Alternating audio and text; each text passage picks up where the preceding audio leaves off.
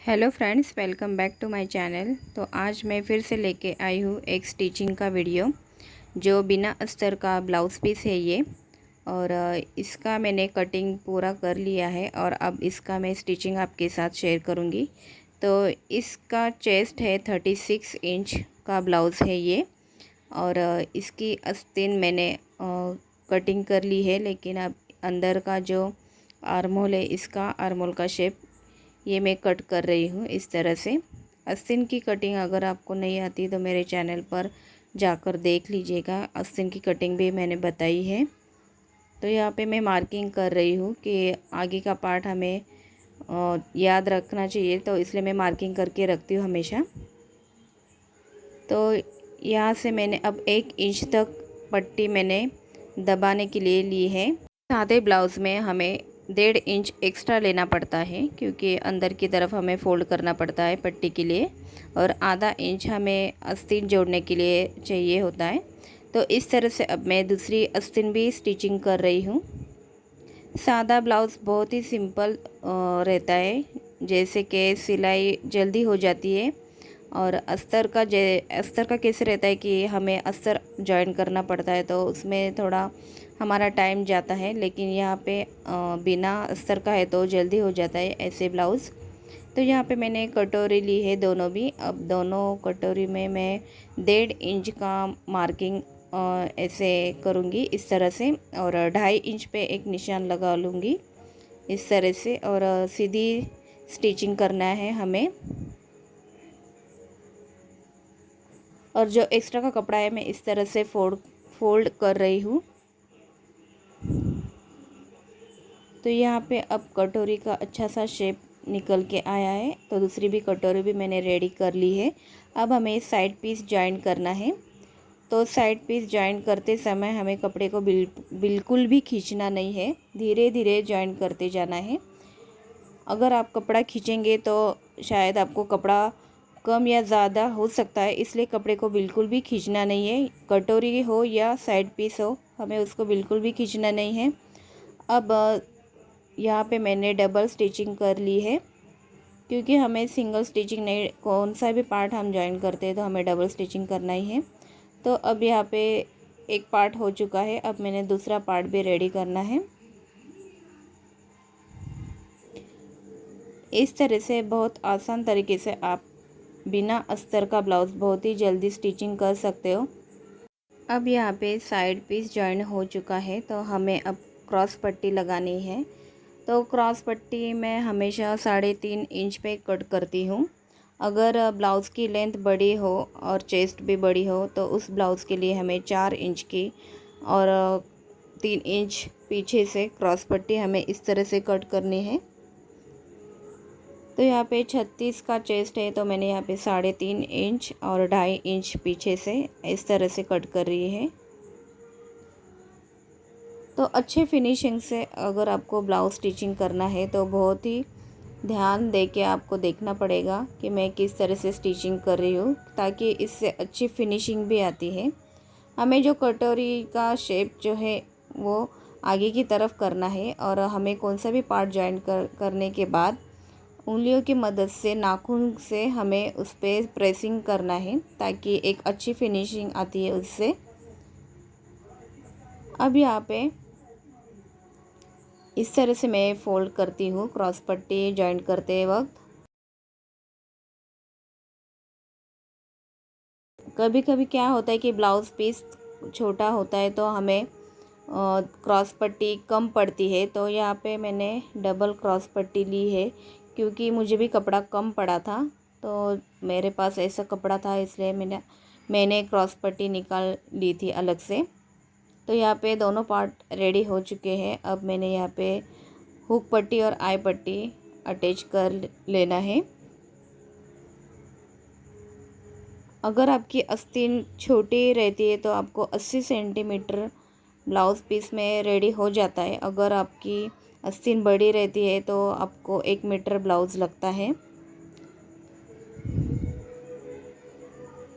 तो यहाँ पे कस्टमर को छोटी आस्तीन चाहिए थी, तो उनका 80 सेंटीमीटर ब्लाउज़ था।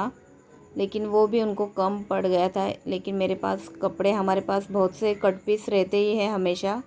जिसके पास स्टिचिंग का काम रहता है उनके घर में हमेशा कपड़े रहते ही है कट पीस के, तो वो हमें कभी ना कभी यूज़ आते ही हैं। इसलिए मैं वो संभाल के रखती हूँ, क्योंकि हमें कौन सा कपड़ा कब काम आ जाए पता नहीं चलता है। तो ये अब बैक साइड मैंने लिया है, क्योंकि यहाँ पर भी मुझे हुक की पट्टी बनाने के लिए कपड़ा कम पड़ा था। तो मैंने यहाँ पे बैक साइड का पहले मैं नेक राउंड जो है वो कट कर लूँगी। उसके बाद मैंने यहाँ पे जो कपड़ा निकल आता है गले का, वो कपड़ा मैं उसके लिए हुक पट्टी के लिए अटैच कर लूँगी।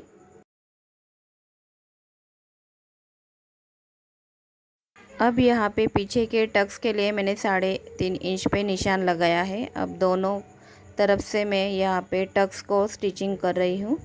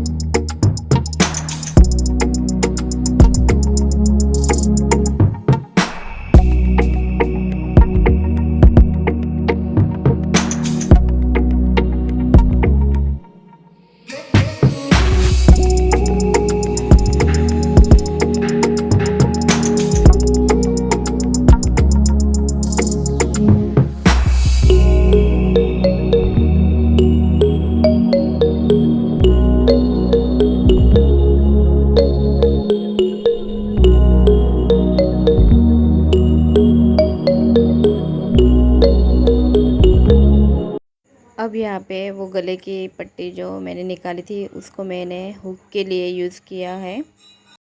अगर आपको स्टिचिंग का वीडियो पसंद आता है तो मुझे कमेंट करके ज़रूर बताइएगा। मैं और वीडियो अपलोड करूँगी स्टिचिंग के।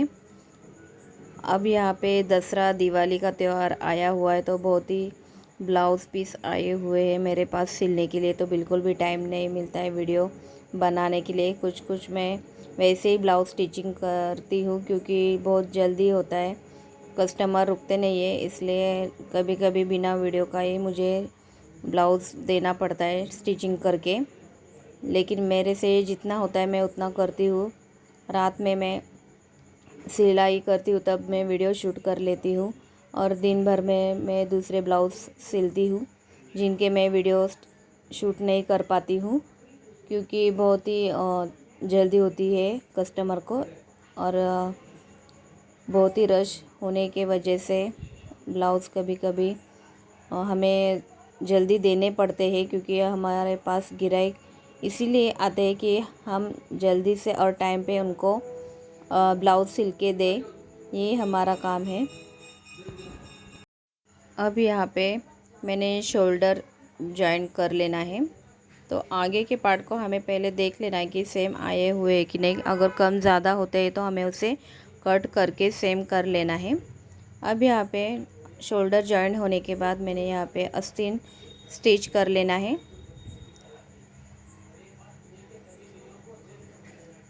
अगर आपको मेरा ये वीडियो पसंद आता है तो ज़रूर लाइक कर दिया कीजिएगा, और मेरे चैनल को भी सब्सक्राइब कीजिएगा ताकि मेरा हर एक नया आने वाला वीडियो आपके पास पहले पहुंच जाए। इसी तरह से मैं आपके साथ मुझसे जितना बनेगा उतना मैं आपके साथ शेयर करती जाऊंगी, स्टिचिंग का वीडियो और कटिंग का वीडियो।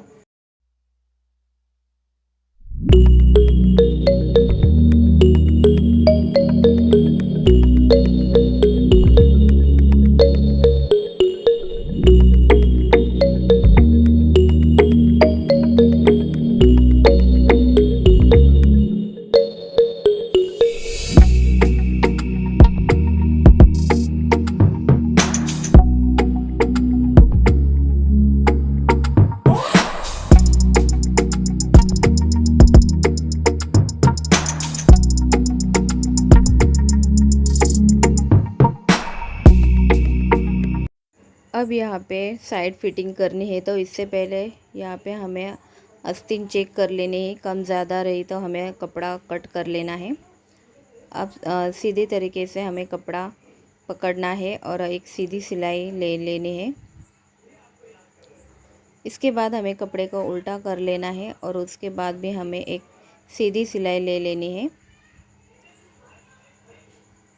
अब हमें ब्लाउज़ पे माप डालना है, तो हमें गिन के डालना है। जो हमारे पास माप का ब्लाउज़ आता है उससे हमें गिन के डालना है कितना आस्तीन, चेस्ट और फिटिंग की निशानी कर लेनी है। हमें 3 निशानी ज़रूरी है ये। तो इस तरीके से देख सकते हैं आप किस तरह से सीधी सिलाई आती है। अगर आप अच्छा ब्लाउज़ सीते हो तो आपकी सिलाई सीधी ज़रूर आनी चाहिए। सीधी सिलाई आने का मतलब है कि आपका ब्लाउज़ परफेक्ट फिटिंग में बैठता है। अब आगे की तरफ हमें 2-3 सिलाई एक्स्ट्रा मारनी है। इसके बाद मेरा ब्लाउज़ पूरा कंप्लीट हो जाता है। अगर आपको वीडियो पसंद आए तो लाइक ज़रूर कीजिएगा।